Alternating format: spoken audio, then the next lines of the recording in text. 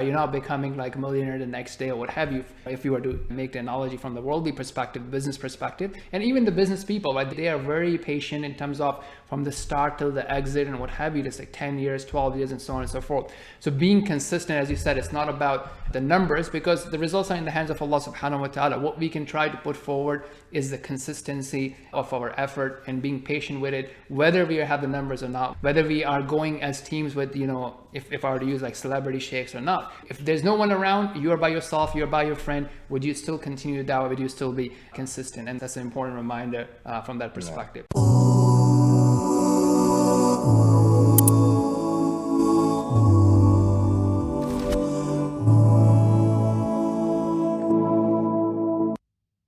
Assalamu alaikum. Welcome to our next episode of Quranic Transformation. Once again, we are joined by our dear brother, Gabriel Romani. So today we'll be beginning with 48.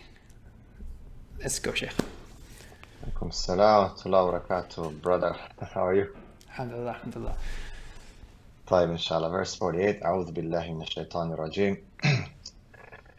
فاصبر لحكم ربك ولا تكن كصاحب الحوت إذ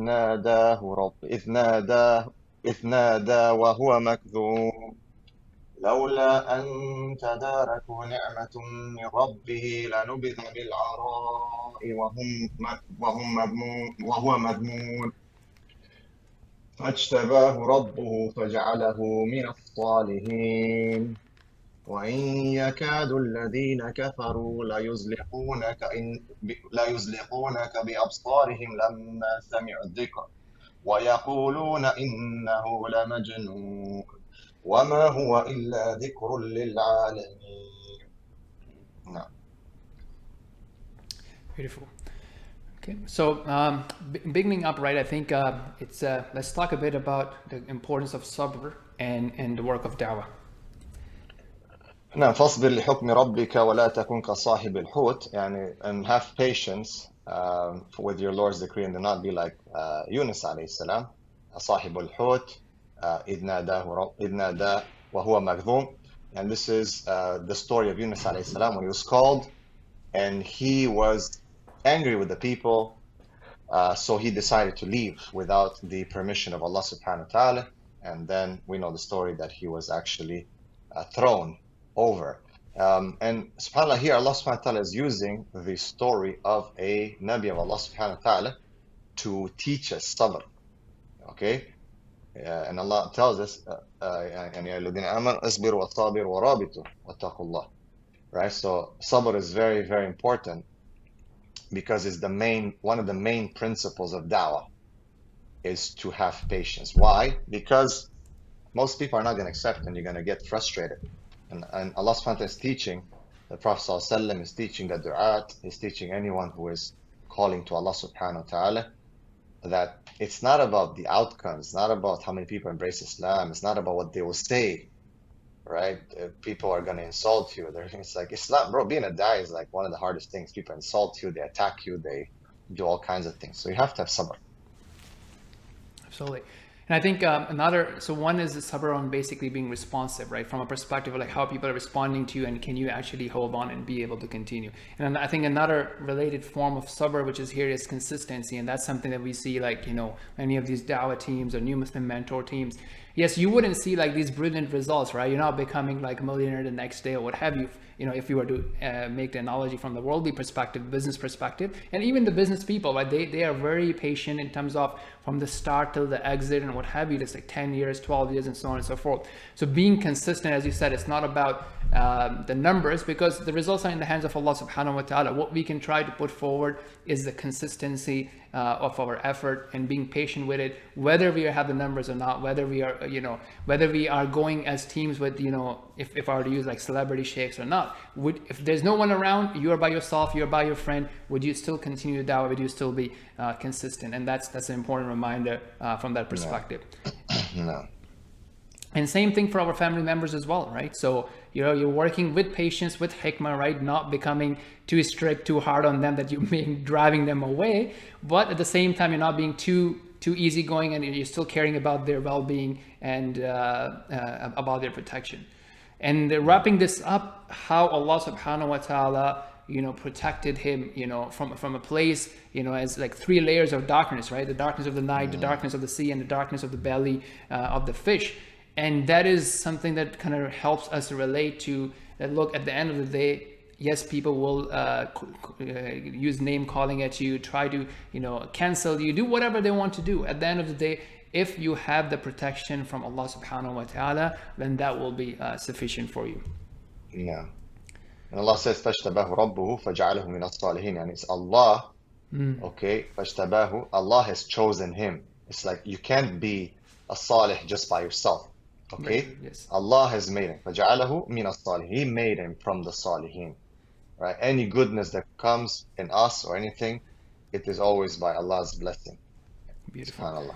Yes, and this is really, really important, right? Especially today, right? I mean, with the whole social media culture, right? That we are doing Umrah, and Instagram has to have host of Umrah in their clouds as well, right? And so there's one angle to it, but that can then lead you to arrogance potentially. And more importantly, when you see someone who is not praying and we start looking down at that people, that could be a very dangerous route for us. So as we do the da'wah, at the main, make sure we're doing it with sincerity and care for the other person, realizing that if Allah had not protected us, then we would be like them or in a worse scenario. So as Allah says somewhere else, right? SubhanAllah, I forgot. Okay, we'll come inshallah if it comes. But the point being that had Allah not had His favor, then you كَذَلِكَ كُنْتُم مِّن قَبْلُ فَمَنَّ اللَّهُ عَلَيْكُمْ فَتَبَيَّنُوا. Right? This is talking about dealing with the kuffar and what have you in a different context. But Allah saying you were like them, right? And Allah had favor upon you. So this is something really important to always realize, that it's not me. Yes, I am trying my effort, trying to do something, but if had Allah not accepted it, I wouldn't be here. That's right. Okay, beautiful. I think, and the next verses are about this whole evil eye, that jealousy, that hatred. And something came up in the conference that Sheikh, you were here the last weekend, and some people actually mentioned that they don't want to do da'wah and whatnot because they fear evil eye for them, right? And perhaps we could kind of connect these two things, or sometimes how people try to slow down or stay behind just because of the fear of evil eye, or any other angle you want to take from there. Right. So Allah subhanahu wa ta'ala tells, وَيَكَادُ الَّذِينَ كَفَرُوا لَيُزْلِقُونَكَ بِأَبْصَارِهِمْ لَمَّا سَمِعُوا الذِّكْرَ. So why are they doing this? Why are the disbelievers will almost cut you down with their eyes when they hear you reciting this reminder? لَمَّا سَمِعُوا الذِّكْرَ. When they hear the recital, which is the Quran, the da'wah, right? And then what do they say, right? When they hear, and this is subhanAllah till today, وَيَقُولُونَ إِنَّهُ لَمَجْنُونَ. And they say he is indeed majnoon. Anytime you do da'wah, someone's going to say you're crazy, you're this, you're that. Till today, if you search mostly about the Prophet ﷺ, the first thing you'll get is mostly messed up things, messed up websites. People till today, right? It's instead of attacking the argument and instead of dealing with the truth, people will try to discredit you. It's fine.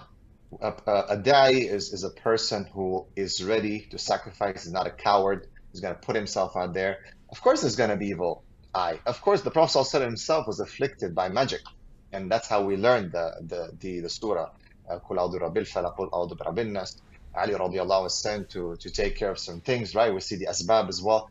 So we learn, of course, but people cannot stop doing things because of fear. This is the problem that we are in today, is that we are afraid. We are suffering from an epidemic of cowardness. Everyone will give you 10 excuses. Oh, my family, my job, my this, my that. People are gonna, no one's gonna like me. I don't know, my friends, I'm gonna be criticized. They're gonna look at me evil eye. No, don't be out there and do whatever, but work for Allah, and Allah will, inshallah, protect you. Allah will be with you, inshallah, when you are in His path. There's no doubt about it.